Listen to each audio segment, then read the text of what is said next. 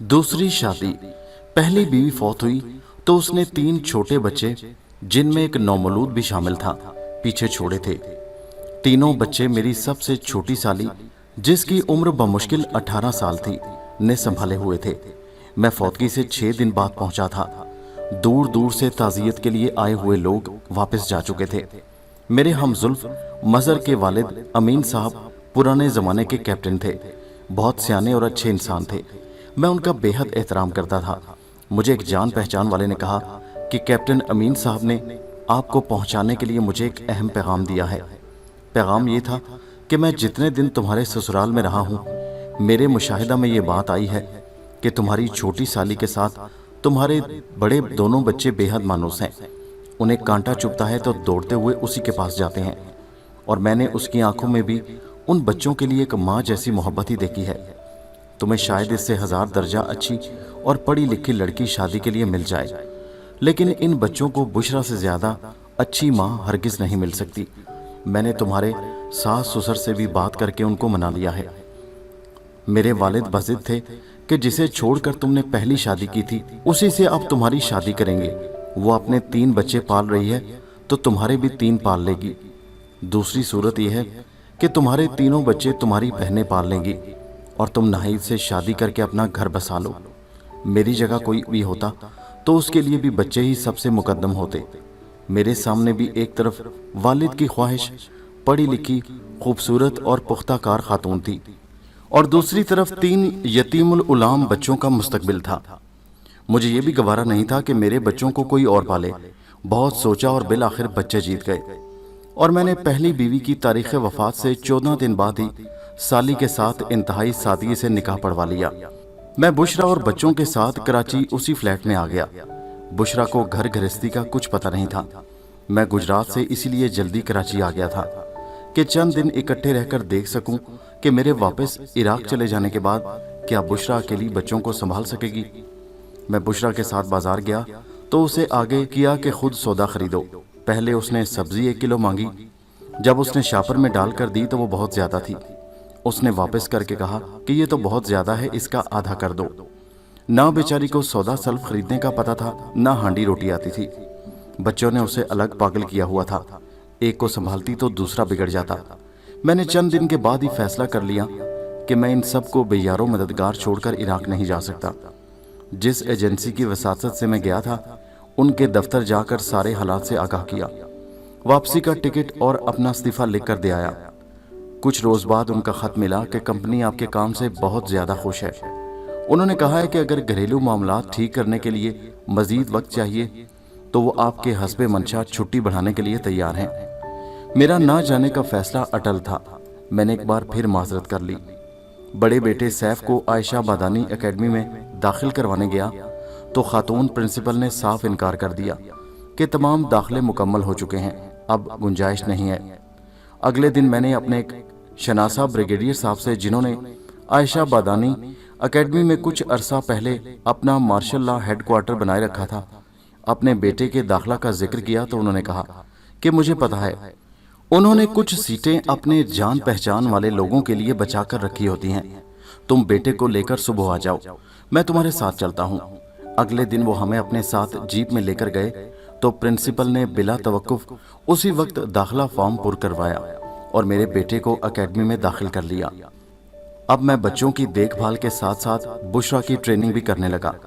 उसे मुझे भाईजान कहने की इतनी आदत पड़ी हुई थी कि दिन में 2-4 बार भाईजान ज़रूर कह देती। उसे भाईजान में से भाई का लफ्ज़ हटाने में तकरीबन 1 साल लग गया था। हालात का तकाजा था कि मैं घर के नज़दीकी रहूं, इसलिए फैसल कॉलोनी में ही कॉलोनी गेट पर एक गिफ्ट सेंटर खोल लिया। गिफ्ट सेंटर के इफ्तिताह पर मैंने बहावलपुर से वालिद साहब को बुला लिया। उन्हें पता नहीं था कि मैं बुशरा से शादी कर चुका हूँ। जब वो मेरे घर में दाखिल हुए तो बुशरा को देखकर हैरान रह गए। बुशरा ने उनकी खूब खिदमत और आओ भगत की तो चंद दिन के बाद ही कह उठे कि मकबूल, तुमने दुरुस्त फैसला किया था, और ये कि मैं बुशरा से बहुत खुश हूँ। वो बच्चों से बहुत प्यार करती है। अब्बा जी गिफ्ट सेंटर का इफ्तिताह करके वापस बहावलपुर चले गए। मैंने गिफ्ट सेंटर में दीगर अशिया के अलावा पंखे और वॉशिंग मशीनें भी रखी हुई थीं, लेकिन मुझे दुकानदारी का तजुर्बा नहीं था। میں نے ہر چیز پر بہت کم منافع کے ساتھ لکھ کر فکس ریٹ لگا دیے، لیکن گاہک عورتوں کا اس وقت تک نشہ پورا نہیں ہوتا تھا جب تک وہ لڑ جھگڑ کر پیسے کم نہ کروا لیں۔ تنگ آ کر میں نے بھی فکس قیمتیں ہٹا دی۔ میرا ساتھی مسعود تھوڑا چکری تھا، اس نے ایک ہی کمپنی کے پنکھوں پر مختلف کمپنیوں کے لوگو لگائے اور قیمت میں 50 روپے کا فرق ڈال دیا۔ لائن میں پڑے ہوئے ایک ہی طرح کے پنکھوں کی 200، 250، 300 اور 350 قیمتیں لکھ دیں۔ گاہک 350 والے کی قیمت کم کروا کے خوشی خوشی 200 والے پنکھے کے 250 یا 300 دے جاتا۔ ایک بار میں نے گجرات سے چینی کے برتن اور کھلونے وغیرہ خریدے تو ایک ریڑھی والے سے 18 روپے کے حساب سے 3 پلاسٹر آف پیرس کی بنی ہوئی دیوار پر لٹکانے والی پلیٹیں خرید لایا۔ اس پر ابری ہوئی ایک نیم برہنہ لڑکی بنی ہوئی تھی۔ ٹرین کے ذریعے گجرات سے کراچی کے سفر میں 2 پلیٹیں ٹوٹ گئی تھیں۔ ایک جو باقی بچی اس پر ناٹ فار سیل یعنی برائے فروخت نہیں لکھ کر دکان میں دیوار کی زینت بنا دیا۔ بہترین سوٹ پہنے ایک بابو ہاتھ میں خوبصورت بریف کیس پکڑے دکان میں آیا اور اسی پلیٹ پر نظریں جما لیں کہ میں نے تو یہی خریدنی ہے۔ اسے بتایا کہ یہ قابل فروخت نہیں ہے کیونکہ ہمارے پاس یہ ایک ہی ہے اور بہت مہنگی ہے۔ اس نے قیمت پوچھی تو ہم نے 300 بتائی کہ وہ نہیں لے گا، مگر اس نے جیب سے 300 روپے نکالے اور کہا کہ پیک کر دیں۔ ہم نے پیک کر کے دے دی۔ وہ جب جانے لگا تو میں نے پوچھ لیا، آپ کہاں سے آئے ہیں؟ آپ کو پہلے کبھی فیصل کالونی میں نہیں دیکھا۔ اس نے کہا، میں ابھی کویت سے آیا ہوں۔ کاروباری مصروفیت اتنی رہی کہ بیوی کے لیے وہاں سے کوئی تحفہ نہیں خرید سکا، اسی لیے اسے خرید لیا ہے۔ میں نے پوچھا، آپ کراچی میں رہتے ہیں؟ تو اس نے بتایا کہ وہ گجرات جا رہا ہے۔ جیسے ہی وہ دکان سے نکل گیا، مسعود کہنے لگا، بھائی جان یہ گھر جائے گا تو اسے بڑی مار پڑے گی۔ آپ ذرا سوچیں، جب بیوی کو یہ تحفہ دے کر کہے گا کہ ڈارلنگ دیکھو میں تمہارے لیے کویت سے کیا خوبصورت چیز لایا ہوں، تو بیگم اس کا کیا حشر کرے گی؟ وہ تو اس قیمتی تحفہ کو ریڑیوں پر 18 روپے کا روز بکتے دیکھتی ہے۔ میری دکان کا کام شروع میں تو ٹھیک چلا، لیکن بعد میں احساس ہوا کہ یہ اکیلے آدمی کا کام نہیں ہے، کیونکہ مال خریدنے کے لیے مجھے مختلف شہروں میں اور کراچی کی ہول سیل مارکیٹ جانا پڑتا تھا۔ اس لیے سیلز مین ملازم رکھنا ضروری تھا، لیکن جو بھی سیلز مین رکھا اس نے ہیرا پھیری کی۔ 30 روپے کی چیز بیچ کر 20 روپے کا اندراج کرنا اور 10 روپے اپنی جیب میں۔ میں نے ابا جی سے ذکر کیا تو انہوں نے بہاولپور سے ایک بابا جی کو بھیج دیا کہ یہ بہت ایماندار آدمی ہے۔ وہ واقعی ایماندار تو تھا، لیکن بیچارہ بالکل ان پڑھ تھا۔ چیزوں کی قیمتیں اسے یاد نہیں رہتی تھی۔ 5 کی چیز 20 میں اور 20 کی چیز 5 میں بیچ دیتا۔ نتیجہ یہ نکلتا کہ جو گاہک 5 کی چیز 20 میں خریدتا وہ کبھی دوبارہ نہ آتا کہ یہ دکاندار تو چور ہیں، اور جو 20 کی چیز 5 میں خریدتا وہ دکان کے سامنے سے بھی نہ گزرتا، مبادا چیز واپس نہ کرنی پڑ جائے۔ بابا جی میں دوسری خامی یہ تھی کہ وہ کرسی پر بیٹھے بیٹھے سو جایا کرتے تھے۔ اگر اونگتے تو پھر بھی جائز تھا، وہ تو باقاعدہ خراٹے لینے لگتے۔ میری دکان سے ملک کولڈ ڈرنک کی دکان حیدر چلاتا تھا۔ ایک روز اس نے بابا جی کو گہری نیند سوئے دیکھا تو شرارتن دکان کے آگے پڑی ہوئی 8-10 چیزیں اٹھا کر اپنے سٹور میں چھپا کر رکھ لیں۔ شام کو میں آیا تو بابا جی منہ لٹکا کر بیٹھے ہوئے تھے، گویا ہوئے کہ بس میری ذرا سی آنکھ لگ گئی تھی اور کوئی چور دکان کے آگے رکھا ہوا بہت سارا سامان اٹھا کر لے گیا۔ ایک روز سارے دن میں ایک بھی پنکھا یا کوئی بڑا آئٹم نہیں بکا تھا، بس 2-4 معمولی چیزیں ہی بکی تھیں۔ دکان کے قریبی سنیما کا آخری شو رات تقریباً 12 بجے ختم ہوتا تھا۔ حیدر کی کولڈ ڈرنک کی اچھی خاصی بکری اس شو کے اختتام پر ہو جایا کرتی تھی۔ وہ ہمیں بھی گھر نہیں جانے دیتا تھا۔ اس روز بھی حیدر کے ساتھ گپ شپ لگا رہے تھے۔ شو ٹوٹنے کے بعد حیدر کی دکان پر بھی اب آہستہ آہستہ رش کم ہوتا جا رہا تھا۔ ایک آدمی میری دکان پر آیا اور 10 چھت والے پنکھے مانگے اور کہنے لگا کہ میں پنکھوں کی پوری قیمت ابھی ادا کیے دیتا ہوں، میری صرف ایک شرط ہے کہ ایک پنکھا ابھی لگا کر آنا ہے، باقی بے شک کل لگوا دیں۔ میں نے مسعود کو اس کے ساتھ ایک پنکھا دے کر بھیج دیا۔ جب وہ جانے لگا تو میں پوچھے بغیر نہ رہ سکا کہ آپ کو رات 12:30 بجے ہی پنکھے خریدنے کا خیال کیوں آیا؟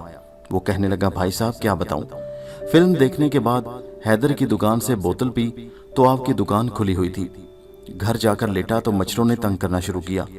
میں نے سوچا ساری رات تنگ ہونے سے اچھا ہے کہ ایک کوشش کر لوں، شاید آپ کی دکان کھلی مل ہی جائے۔ بہرحال وہ تو چلا گیا اور میں یہ سوچتا رہا، اللہ پاک کب اور کہاں سے رزق بھیج دے، یہ اس ذات باری کے ہی کام ہے۔ उस रोज शायद बुशरा को बच्चों ने कुछ ज्यादा ही थका दिया था। मैं दुकान बंद करके घर गया। मैंने घंटी बजाई, फिर बजाई और थोड़ी थोड़ी देर के बाद बजाता रहा, लेकिन कोई हलचल ना हुई। यहां तक घंटी बजाई कि घंटी ही जल गई, मगर बुशरा ना उठी। मैं गली का पूरा चक्कर काटकर खिड़कियों की तरफ आया तो देखा खिड़कियां खुली हुई थी। मैंने गली में से कंकर, लकड़ी के टुकड़े और सूखा हुआ गोबर वगैरह जो भी हाथ आया खिड़कियों में से अंदर फेंकता रहा। अचानक एक कंकर सोए हुए सफ़ी को जा लगा। वो चिलचिलाकर रोया तो बुशरा ने लाइट जलाई। पूरे कमरे में गंद और कूड़ा फैला हुआ था। उसने खिड़की से बाहर देखा और फिर मैं चक्कर काटकर फ्लैट की सीढ़ियां चढ़ रहा था तो कहने लगी, कमरों में इतना गंद मचाने की क्या जरूरत थी, आप घंटी बजा देते। एक बार अली बेड पर उछल कूद कर रहा था कि पलंग के सिराने से सर इतनी जोर से टकराया कि अच्छा खासा जख्म आ गया। बुशरा उसके जख्म को हाथ से दबाकर हाँफती कांपती दुकान पर ले आई और बस रोए जा रही थी। मैं उसे फौरन डॉक्टर के पास ले गया जो हमारे घर के बिल्कुल करीब था।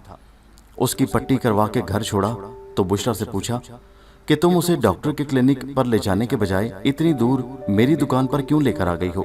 कहने लगी, मैं इतनी घबरा गई थी कि मुझे समझ ही नहीं आई कि मैं क्या करूं। हालांकि क्लिनिक तो बिल्कुल साथ ही था। बेचारे का ख्वामखा इतना खून जाया हो गया। दुकान की कोई खास आमदनी नहीं हो रही थी। सोचा दुकान के साथ साथ कुछ और भी किया जाए। एक दोस्त ने रॉयल फैंस के मालिक अंजुम रफीक साहब से तारुफ करवाया। वो अपने दफ्तर की एक ब्रांच कराची में खोलकर रॉयल फैंस को कराची में मुतारिफ करवाना चाहते थे। उन्होंने ब्रांच खोली थी और एडवर्टाइजिंग करने के लिए पार्टी की तलाश में थे। मैंने उनसे कहा कि आप मुझे ठेका दे दें, इंशाल्लाह आपको मायूस नहीं करूंगा। उन्होंने मुझ पर भरोसा किया और कराची में तशहीर का तमाम तर ठेका मुझे दे दिया। 8-10 होर्डिंग्स बनवाकर बेहतरीन मकामात पर नस्ब करवाने थे। सिनेमा में चलाने के लिए स्लाइड्स तैयार करवानी थी। ऐसी तस्वीर बनाने की जरूरत थी जिसमें किसी खूबसूरत मॉडल की जुल्फों को पंखे की हवा से उड़ता हुआ दिखाया गया हो। उस वक्त कराची के हिस्से बखरे नहीं हुए थे। पूरा कराची एक यूनिट था और एक ही मेट्रोपॉलिटन कॉरपोरेशन थी। मैं कॉरपोरेशन में गया। डायरेक्टर ऑडिट के दफ्तर में बहावलपुर के रहने वाले मेरे बड़े भाई साहब के क्लास फेलो इलियास साहब से मुलाकात हो गई। उन्होंने पूरा ताउन किया और कराची की सबसे ज्यादा कीमती जगह एम्प्रेस मार्केट के दाखिली दरवाजे के ऊपर होर्डिंग लगाने की इजाजत दिलवा दी। उसके अलावा बाकी अहम मकामात पर होर्डिंग लगवा दिए। अब मैं किसी ऐसी मॉडल की तलाश में सरगर्दा था जिसके बाल बहुत लंबे हों और लड़की खूबसूरत भी हो।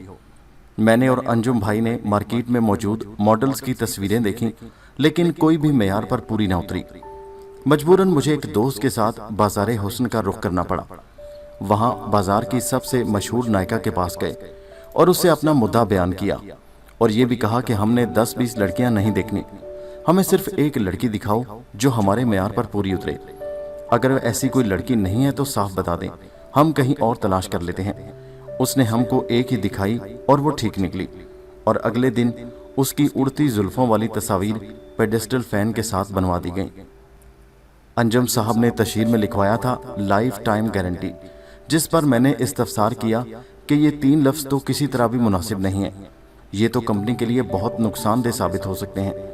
इसके जवाब में जो कुछ उन्होंने कहा वो मुझे अब तक याद है।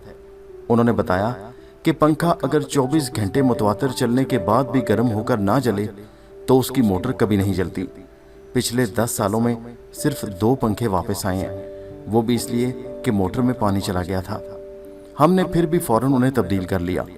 यूं भी हम 24 के बजाय 48 घंटे चलाकर टेस्ट करते हैं और पंखे के तमाम अहम हिस्से फैक्ट्री में ही तैयार होते हैं, इसलिए हमें अपनी मसनूआत पर मुकम्मल भरोसा है।